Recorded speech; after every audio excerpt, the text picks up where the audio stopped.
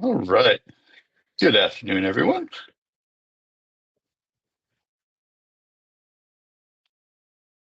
Give people a minute or so to join, and then we'll get started.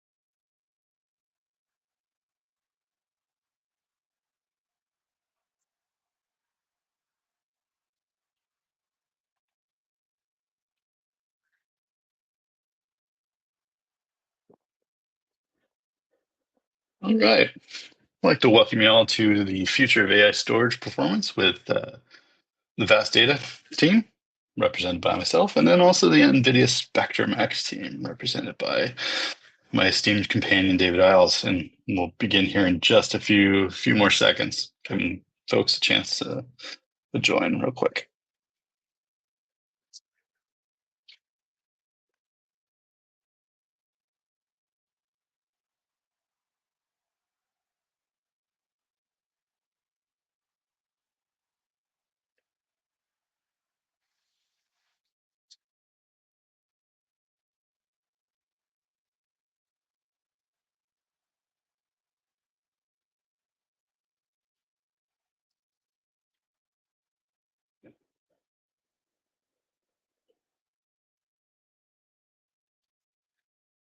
All right.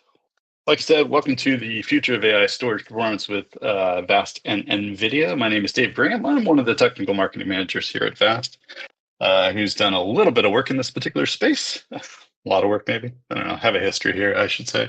And today I'm joined by my colleague over at NVIDIA, David Isles, who's the Senior Director of AI Networking Solutions and Ecosystems, which is how we got involved together. What we're going to do today is we're going to go through a couple of different scenarios and stories, if you will. We're going to tell the story of our emergence here in the AI data center space from a vast perspective. Then we'll flip over to NVIDIA. We'll give a little explanation on that side, and then we'll kind of roll things up into a little bit of some data, some visualization, some of the stuff that we actually saw when Vast Data and Spectrum-X sat down and started testing some stuff together. And the best part about all of this is we aren't done yet. And there's a lot of really exciting news that's coming out in the not so distant future, actually, through the month of May into June, between both of our companies around what's going on in this particular space. Now, as we go along, I certainly will admit to not knowing everything. I'm sure David would admit the exact same. But we're here to answer your questions, and we want to make ourselves available to you at the very, very end. We'll kind of circle up. We'll go through a Q&A session, maybe ask each other some questions that kind of start things out. But over on the right-hand side of your screen, you're going to see a chat and Q&A function. Like it says on the screen here, go ahead and use that Q&A function. Ask questions as we're going through here. Like I said, I may not have the answer. David might have the answer, or vice versa.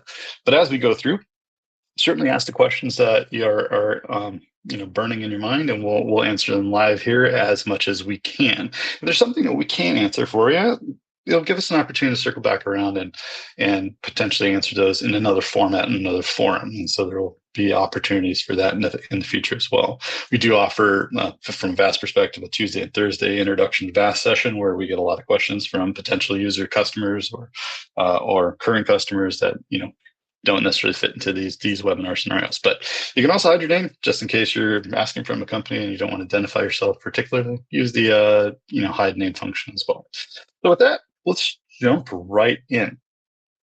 It's kind of a product shot, if you will. Now, Vast is a software company, right? We're a software data platform, right? When we have some interconnections with hardware in meaningful ways where it makes the most sense. And so Vast has a pretty long history with NVIDIA. They were one of the first companies that we partnered with straight out of the gate. They were formative to our product being introduced to market in 2019. But the conversation obviously started earlier than that. Actually, a year after our founder Ren and Alex sat down and started charting the course for what became Vast Data. NVIDIA joined soon up, very soon right after that. And we started to build our initial go-to-market plan around the capabilities that NVIDIA brought to the world. Now, it started with Mellanox Bluefield DPUs, data processing units.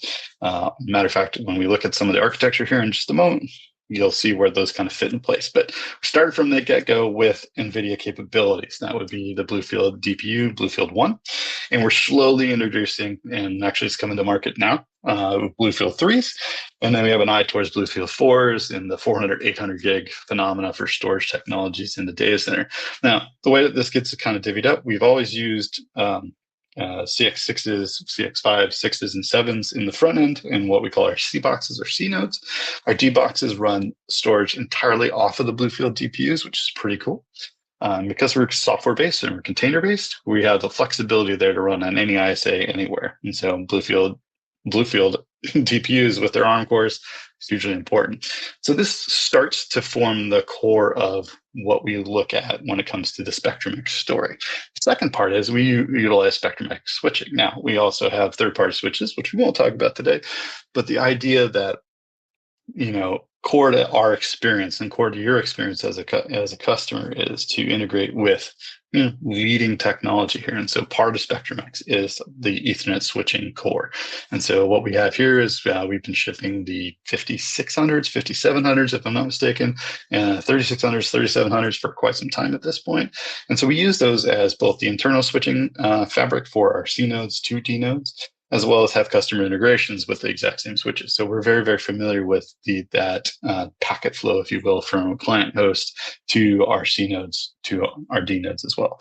Then when you wrap all this stuff together, customers are deploying us obviously in non-standard configurations or configurations that wouldn't conform to a reference architecture like a super pod or a base pod. But when we sat down and we did all the math together, we decided, hey, superpods and base pods are significantly important to the emerging AI enterprise, as well as us stepping into becoming a NVIDIA cloud partner. Now, this also rolls out to our larger scale customers like a CoreWeave, for example, where they are implementing these technologies on a day-to-day basis, and you're seeing the outcome of that when you go and utilize any of their services.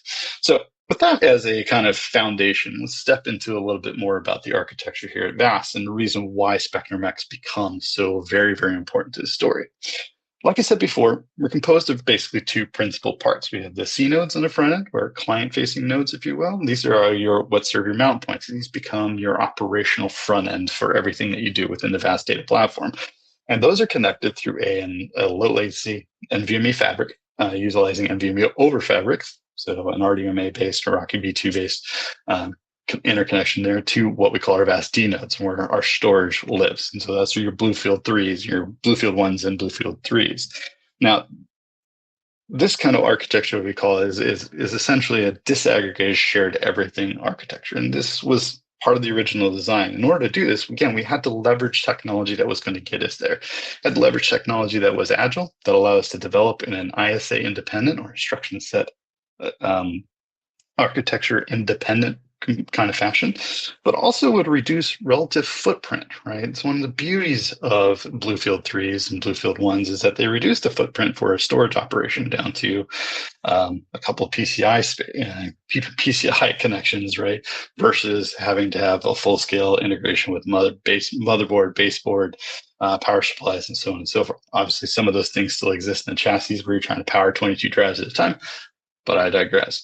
So working backwards from that disk-based foundation, we needed a fabric that was going to be stable, that was going to demonstrate that kind of forward-looking capability. And so this is where the Spectrum-X switching.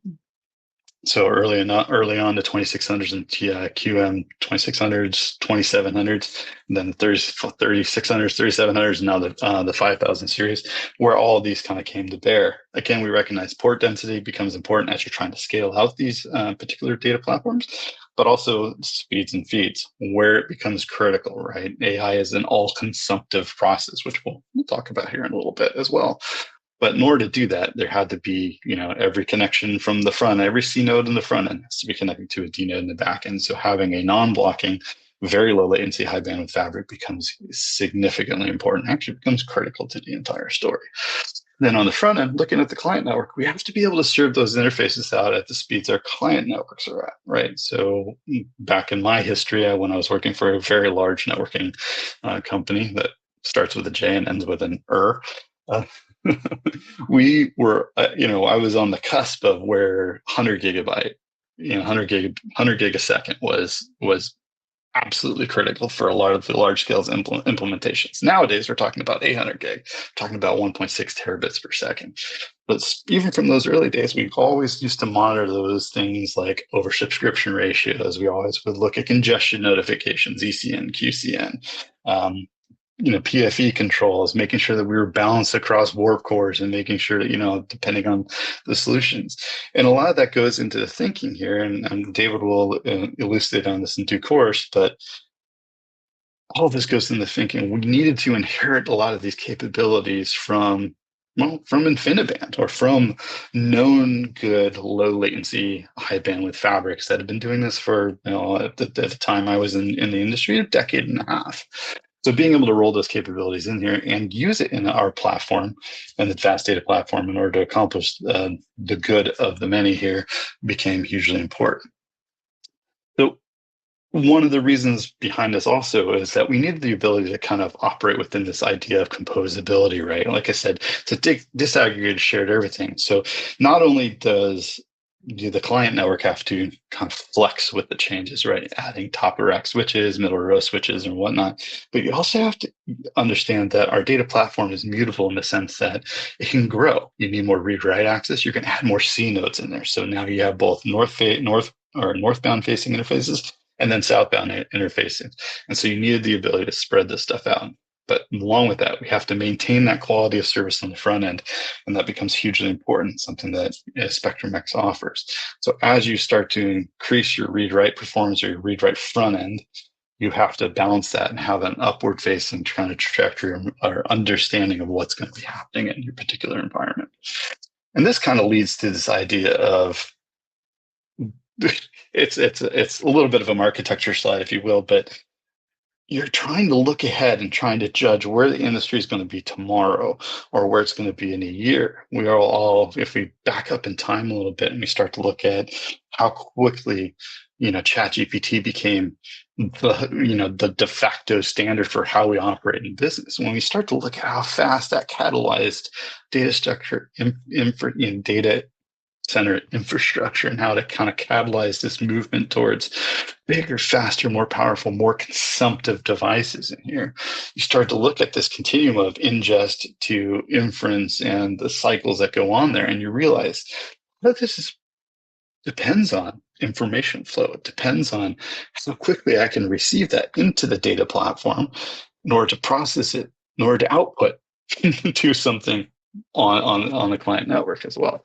And this is where we start to look at the synergies between both vast data platform and NVIDIA with the Spectrum-X stuff. We had always been dealing with simple switch fabrics, but when we started to see the need now where things could be run out of sequence, checkpoint files are starting to be run asynchronously, or we started to look at this concept of packet spring or packet timing and misalignment. Ultimately, when you're trying to write all this stuff down simultaneously into a platform, whether it be us or somebody else. And so starting to understand where this idea of congestion notification, adaptive routing, and all these capabilities kind of rolling into one allowed something like a data pipeline or an AI-based data pipeline to actually exist and benefit from that in a very, very real way. The things that we appreciate and maybe we don't appreciate as much as we should is that lag in time between a write and a read, and the data that we enter into a prompt and how long it takes us to get back. That has to go through multiple hops at any given point. Just by way of illustration, today I was noodling around in Cursor, building some agent-based stuff. and I'm getting frustrated because my response time is so terrible. And I understand this implicitly. Like it's not like email. You're going to get it when you're going to get it. I want my return on my prompt now. And there's a whole bunch of math that obviously go underneath the covers there, which we'll have another presentation on KV caching at some other point. But when we realize that our kind of bias, if you will, is now towards rapid action, rapid response, rapid capabilities, but all of our models are dependent on that data arriving in a timely, reasonable, optimized fashion to the center of processing, whether it be a DGX, an HGX, a base pod, a super pod, whatever's running at our service providers there. All of this stuff becomes hugely important. The WAN is just a small piece of the entire story. There's a couple of really exciting things. I'm going to be a little bit future forward looking here, and I can do that because it's coming very, very soon. So there's a couple of things that we're doing alongside of NVIDIA here, which I think are very, very exciting.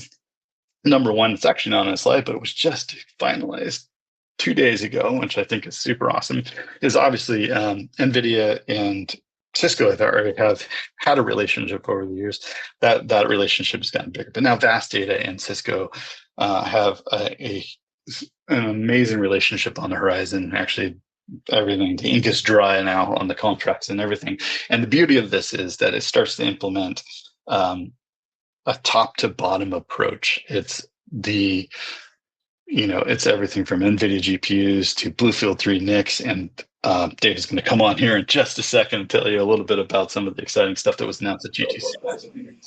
But in the interim, one of the things we are doing, Dave gets that, we're also introducing open telemetry monitoring within the Vast VMS, right directly in your console. Now you're going to be able to pull information. We have a Prometheus exporter from those switches that's going to actually be able to pipe that information. I have a little screenshot up there that's kind of showing a little bit of what we're doing from the configuration standpoint, but we're going to be able to push that telemetry live into your VMS. So now you're going to get even a better look at how your packet flows are going. If you're familiar with VMS, we used to use that flow reporting screen, which is hugely effective, showing back pressures and everything within what we know to exist. And now you're going to be able to add a second level of granularity and potentially down the road be able to add triggers and functions against that as well to accomplish configuration changes or be more dynamic with the way that we do that. So David, I know I stole a little bit of the thunder around Cisco, but I know you know a little bit more about what they're doing on that side. So take it away. Yeah, so maybe just briefly, because that's not really the focus of today's call, but yeah, so Cisco announced a partnership with us back in February and then kind of followed up at GTC. But essentially, they're licensing the Spectrum-X technology. So they'll be able to have optimized kind of GPU to GPU communication using that technology where they combine our Super NICs and then either their own switch silicon, so Silicon One, or they also announced they're going to build switches with our silicon.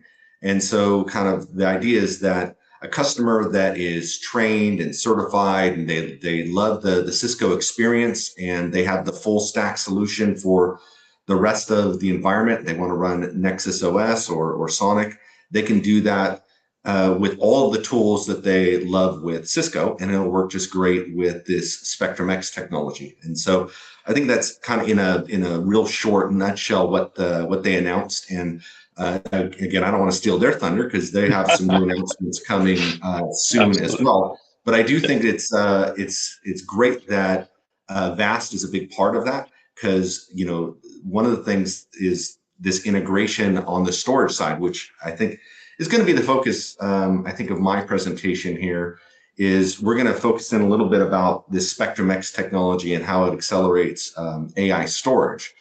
But maybe let me take one step back and just kind of explain how we got to Spectrum-X.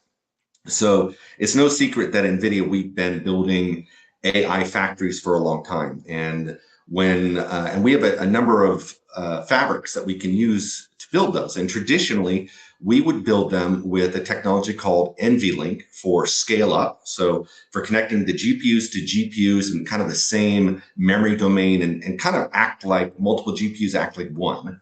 And for scale out, we would use our InfiniBand technology because it was been tuned and designed over decades for high performance computing. And if you didn't know this, AI works a lot like high performance computing. It is tightly coupled, a lot of collective operations. You can't have one GPU waiting for others. Anyways, the AI industry had what we call our kind of our iPhone moment, which was ChatGPT. So ChatGPT comes along, and suddenly all of the enterprises out there and individuals like you and me, we all use some kind of generative AI to help us on our jobs now, or you should. And what we find is, like, when enterprises start adopting this, they have their own consumption model. And so they don't want to build things like an AI factory originally. What they want to do was say they're used to deploying in public and private cloud. And so what they would do is they take the same servers, the same GPUs that were performing very well in our AI factories, and they would plot them into kind of their traditional consumption model, public or private cloud. And what we found is that those GPUs, those servers, they would basically drop their speed in half. That you would get half the performance, which, if you're, deploying a $10 million AI cluster and it performs like a $5 million AI cluster, people get pretty upset. And we started looking into, well, why was that? Well, a lot of that has to do with how the GPUs are talking to each other in a very different way than cloud applications talk to each other. And they have, these elephant flows, and it's a suboptimal network for AI GPU to GPU communication. And so what we looked at is, well, we know that people need Ethernet for lots of good reasons, and they need it for AI. And so we want to be able to enable people to build AI factories using Ethernet. And the reason people use Ethernet, a lot of times it's because of skill set. That's what they know. A lot of times it's their tools, their automation, their security, how they report maybe to certain federal agencies, all kinds of reasons, good reasons to use Ethernet. So what we did is we took a lot of the innovations that we had in InfiniBand, and we brought them over to Ethernet. And so we built Spectrum-X, which was really the world's first Ethernet fabric that was designed specifically for AI. And we were able to kind of close that gap and improve the performance of AI running on Ethernet. But when it runs on Spectrum-X, it just runs much faster. So we were able to really solve that problem of what we call the back-end fabric or east-west fabric, but really it's that compute fabric where GPUs are talking to GPUs. But the subject of today's call is around storage. So what we find is that fast AI requires fast storage. It means it needs fast AI appliances and AI solutions and great innovations there, but it also needs a really strong network that connects the storage appliance infrastructure to the GPU compute nodes. And anything that slows down the AI storage slows down the AI cluster. And so you'll see that there's lots of places where, whether it's checkpointing, everyone knows about checkpointing, but there's data fetching for when you're pulling in models and storing models, and more inference. There's a lot of tight integration with storage, and as I mentioned, around KV cache. And so how well those compute nodes can interoperate and integrate with the storage devices and the network that ties it all together can really impact how well the whole AI performance comes up with. And so you start looking at things like first time to train, or your token rate, or how long it takes to train a model. And a lot of it can be bottlenecked by the wrong storage or the wrong network that connects the storage. And so what we did is we took those same Spectrum-X features that we had for the compute fabric, and we put it onto the storage fabric. And we found that, storage, compute talking to storage and storage talking to compute, it behaves differently than GPUs talking to GPUs. And so we did have to do some tuning that operates a little differently, but the core technologies that are in Spectrum-X were perfect for this environment. And so we were able to kind of speed up the amount of bandwidth, like storage bandwidth per GPU, by almost 50%. And of course, this is something where we're continuing to improve over time. And then there's this other phenomenon that in environments that, well, whether it's private cloud or public cloud, you always have multiple workloads running. Sometimes that's multiple tenants, but sometimes it's the same tenant just running multiple workloads. And we were able to kind of speed up the GPUs themselves in that environment. And I think that's an important part here is we're not always just talking about network bandwidth. We're talking about how fast the GPUs run, how fast the AI jobs run. So when we talk about 1.2x, we're talking about the AI cluster running 1.2x faster, not that the bandwidth was 1.2x, which, to put in dollars and cents, it says your $10 million AI cluster now performs like a $12 million AI cluster. So it really matters in terms of dollars and cents. But in order to pull this off, the technology here is truly an end-to-end solution. So you kind of have to have, NVIDIA in the compute nodes with the NVIDIA GPUs. It's got to have our stack running on it with, the right version of Nickel, the right version of CUDA. And then in the storage appliances, we need to have our technology as well. And that's where integration with partners like VAST is so important to pull this off. We couldn't pull this off if we just took, any old storage off the, anywhere and said, well, we're just going to make this work. It requires this end-to-end integration.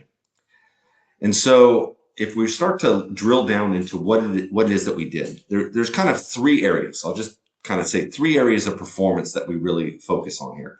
And the first area is around adaptive routing. And so this is kind of the first failing of traditional kind of Ethernet when you have to deal with large elephant flows. And so again, we built this for the compute fabric, but it turns out storage has very large flows as well. And so what you end up with is traditional Ethernet, when it looks at the leaf spine environment, when those leaf switches need to load balance across all those paths, they kind of have a rule where they have to load balance flow by flow. So in these elephant flows, that means every packet in that flow needs to take the same path. And so what you find in this environment, even in storage, is you might find that a particular elephant flow hashes just through the luck of IP addresses and the like, it'll land on the first path on the left. And then the next elephant flow, well, if you're unlucky, it lands on the same path. And that means that one path becomes oversubscribed and you have congestion and latency issues. Meanwhile, other paths are completely maybe underutilized. And that's why, imagine you had, 100 gig links. Well, you might think you've got now, 10 terabits of performance for this leaf spine fabric. But most people find they get a little over 50% utilization when it comes to these big elephant flow loads. And then things top out. They can't go any faster. And with Spectrum-X, we're able to do load balancing on a packet by packet basis. And in that way, we can, given elephant flow might be spread across all the links. And that way we're able to kind of achieve near perfect utilization out of that fabric. So again, in that scenario where you've got, 100 gig links and you could run it up to, 95 plus utilization across that fabric. And the only way we pull this off is it's not just our switches, but it has to have our super NICs in both the compute nodes and the storage appliances. And so pulling that all together is not easy. And so this is something where adaptive routing worked great for both compute fabric and storage fabrics. But the second thing we do to improve performance is around a different kind of congestion to get around. And so this is where you've got multiple senders all sending to the same receiver. And this is something that happens, in lots of, AI workloads, but also happens in storage environments where you've got multiple compute nodes talking to one storage device or multiple storage appliances all talking to the same compute node.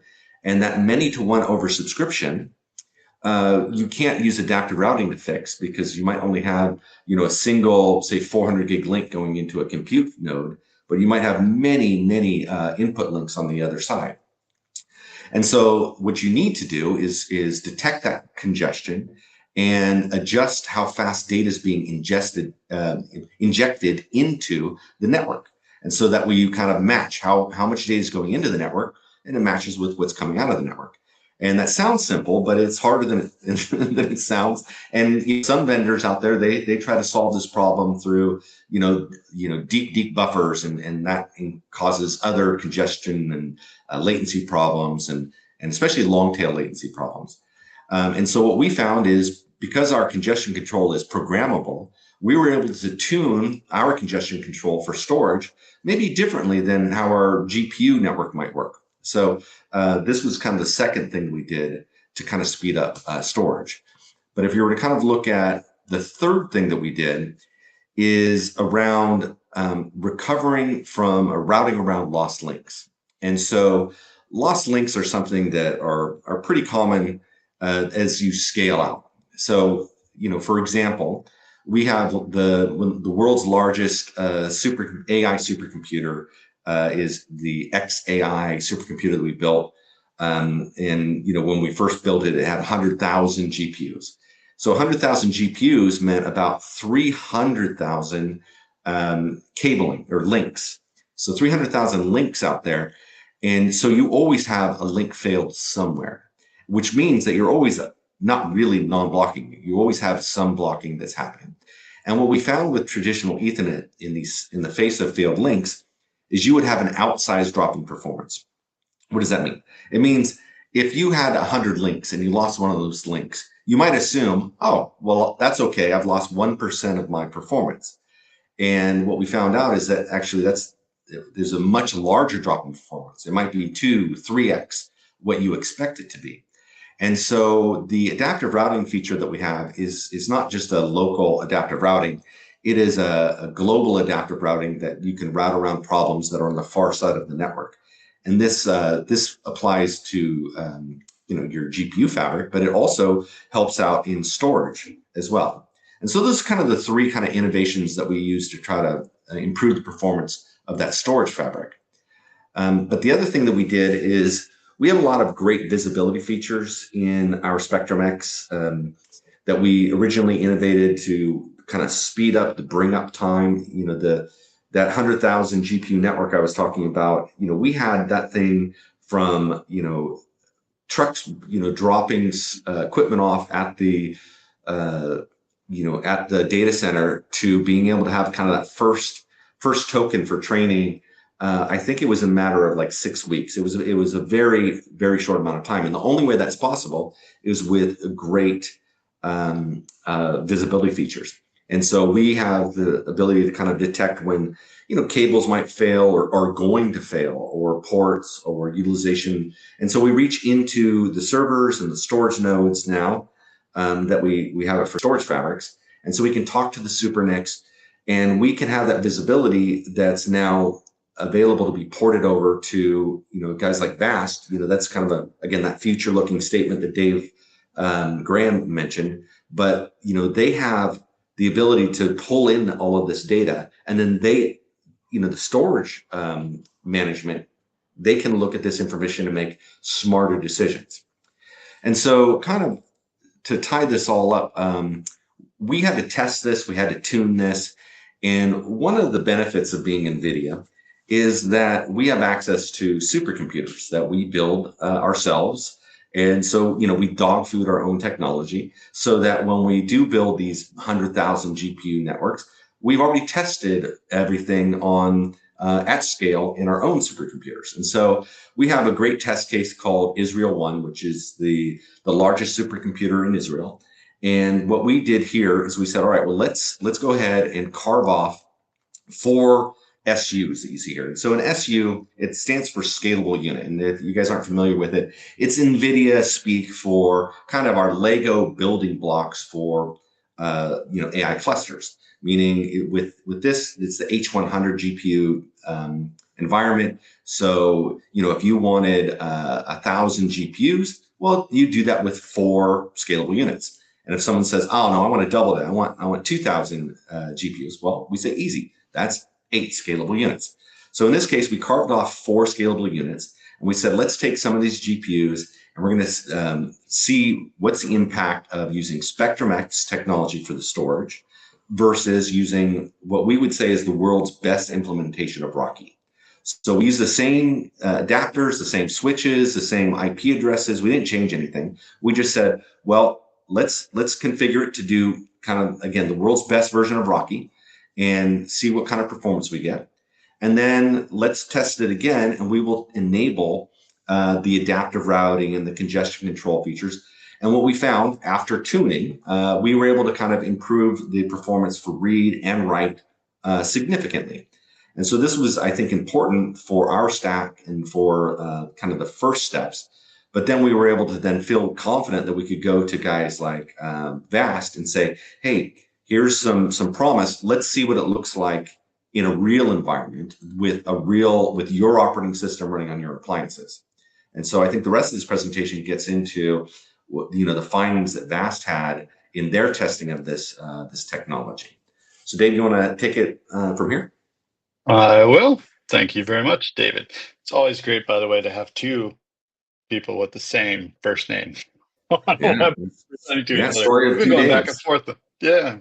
There's like a Dr. Seuss about this.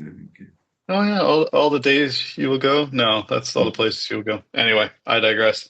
So let's jump into data, and that's a great segue, David. I appreciate that. So a lot of what gets done in the lab, as we all say, it's the reality bubble that you kind of try to have to deal with, right? There's what we can do artificially, what we can do synthetically, but there's also what we can do out in the real world. And so, again, what we prepared, and I think it came out a month and a half ago, if I'm not mistaken, was a white paper around some of our initial findings. Now, we're continuing to move forward, I think, as we've all experienced in this day and age of artificial intelligence. Every day is changing.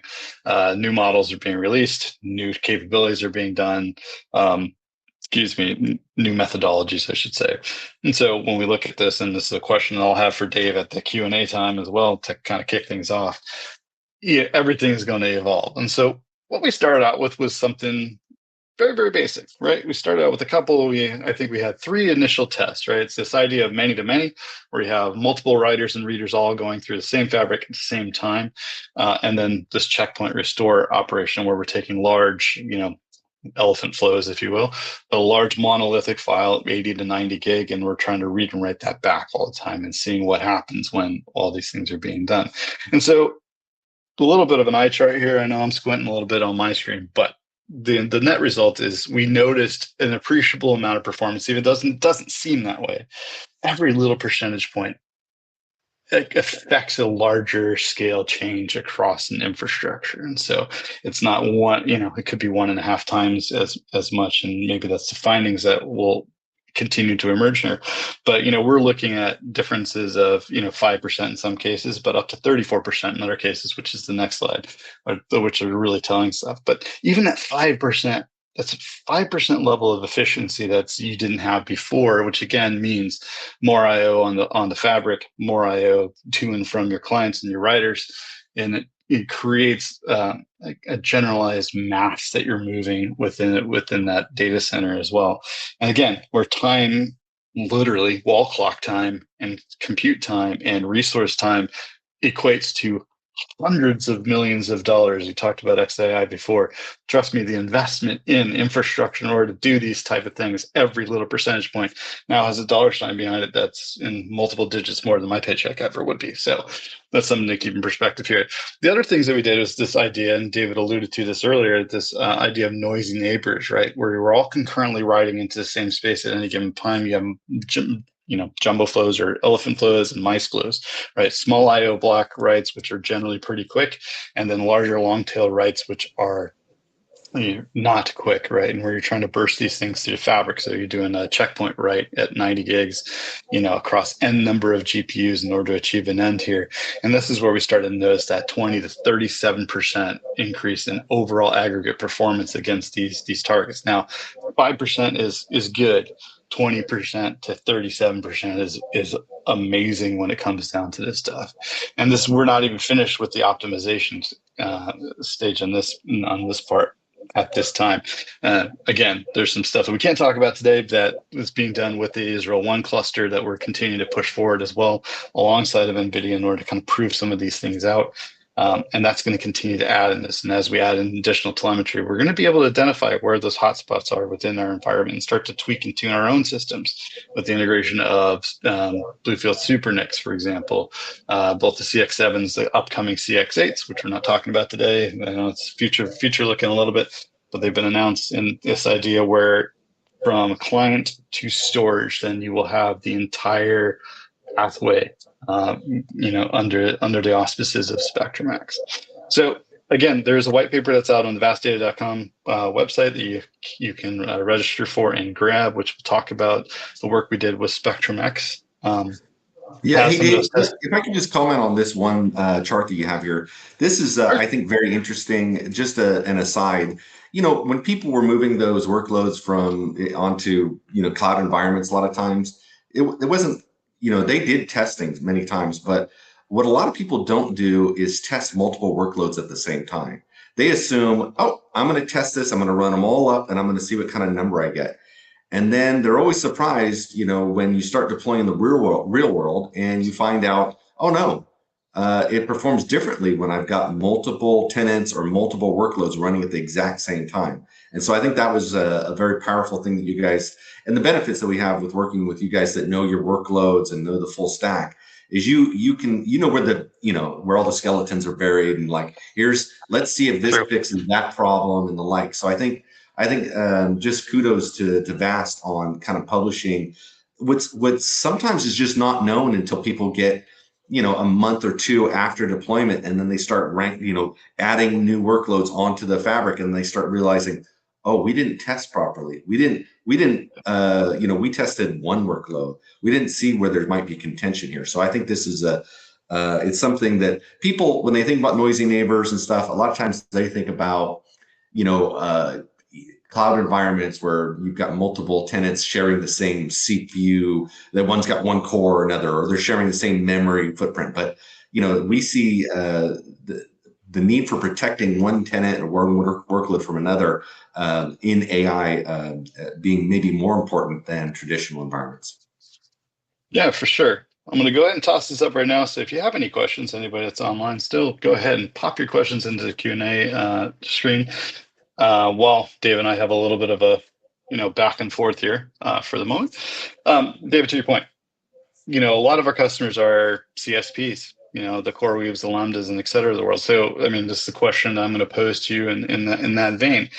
How do you see Spectrum-X actually affecting those type of environments to the positive over and above, let's say legacy Ethernet technologies? Well, like I said, I think that they're going to see better performance than traditional Ethernet, just in terms of AI training times and how fast they're able to kind of load things up. And then going forward, as you build new data centers for AI, there's this acronym that we kind of allude to, this first time to first train, or first time to first token comes up quite a bit. The FTFT, and what that becomes a problem for a lot of people, in that they say, all right, well, we're gonna go ahead and build something, and they might take a part of our cookbook. So we're big on publishing reference architectures, and all of our reference architectures going forward, you're going to see a lot of Spectrum-X there, and people use those then to say, hey, we know what we're going to be able to get in terms of performance. And, for example, like Israel 1, like part of building Israel 1 is, we put up, 1,000 GPUs and we say, all right, well, you're going to get, 4 petaflops of AI performance out of it. And in a way, it's kind of throwing the gauntlet down that says, if you decide to build a 1,000, GPU cluster, and you don't get those 4 teraflops, well, then you might want to start questioning, is it because you're using out of date, version of Nickel or CUDA, or did you make the mistake of using the wrong storage or the wrong, fabric technology? Because all of those things come together. The only way, and we always talk, we're always so focused on training, but inference too is becoming this scale out technology that really requires full stack integration. The whole thing needs to be tuned together, or a lot of pieces are sitting there idle waiting.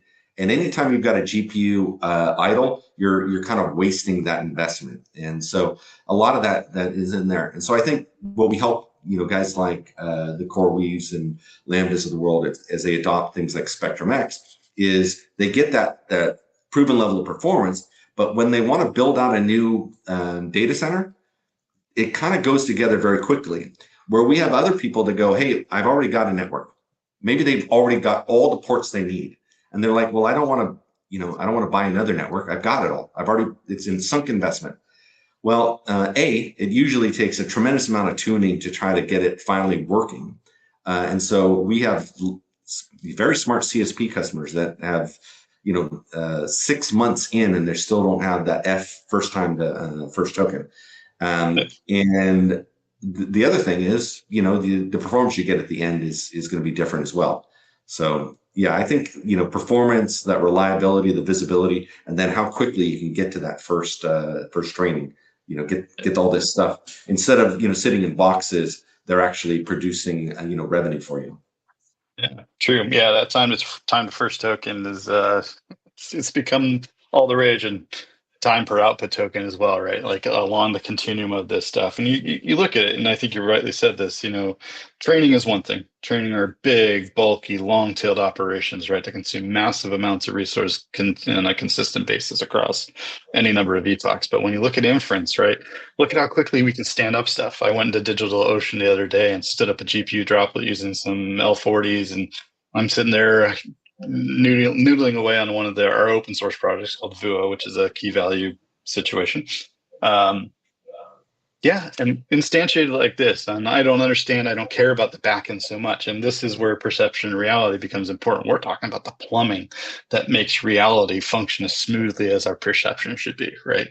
And so this is the benefit from both of our sides, right? You have made the changes, you've influenced the impact, you've influenced the way the network impacts the front end, right? What we're doing on GPU side, but also the back end, what we do from a data platform perspective in order to make sure that data is secure, safe, and reasonably able to be retrieved in a timely fashion, right? So we hit those time first token numbers. We maintain that throughput that we need for long context windows and any one of the other buzzwords that we all experience daily, but probably don't have a name for. So with that in mind, I want to thank you for your time today, David. It was really great to have you on, and I know our companies are constantly doing stuff together. So I just want to make a couple different shout outs here. Number one, go visit NVIDIA.com. Look for Spectrum-X, do a search for it. You're going to find a wealth of information there. I know when I was writing the white paper, I was on that site constantly, pulling down. There's a great NVIDIA developer network as well, which also gets you into some of the back-end primitives and things that you would need, API addressability, so on and so forth, which gets you to the point where you can become a really excellent operator, as it were. From our perspective here at Vast, we have a couple different places you can go. We certainly have the vastdata.com demos, which are run every Tuesday and Thursday, either by myself or one of my peers on my team. And then as well, we have what we call the Cosmos community, or community at vastdata, or community.vastdata.com, where we actually have labs set up where you can kind of test drive a little bit of the software and hardware. And I'm sure on the NVIDIA side, you guys got some labs, and I know your education system is actually being run on Vast at this point, which is an awesome shout out there. We're integrating with you guys even from the education and training perspective too. But if you want to make a plug for anything on your side, David, by all means, go right ahead. Yeah, no, I mean, I think we've got great resources on our website, white paper on this technology, and a lot of resources. We also have our NVIDIA Air, which is kind of a free to use kind of environment where you can spin up entire AI cluster, so you can simulate the HGX systems and all the cables, and you can start playing around with the technology free of charge. You don't have to wait for the equipment to arrive, and and hopefully at some point we'll even have storage appliances in there in a virtual environment as well. But for now, it's mostly the compute nodes and all of the networking that pulls it all together. You can test it out, and it might seem like, oh, it's just easy, but then when people start actually deploying a network, they go, oh, each of these HGX systems has like 10 network interfaces, and they all have different IP addresses, and how do they all work together? So having the labs there that are built into this NVIDIA Air which is, if you want to go there, it's air.nvidia.com. So super easy.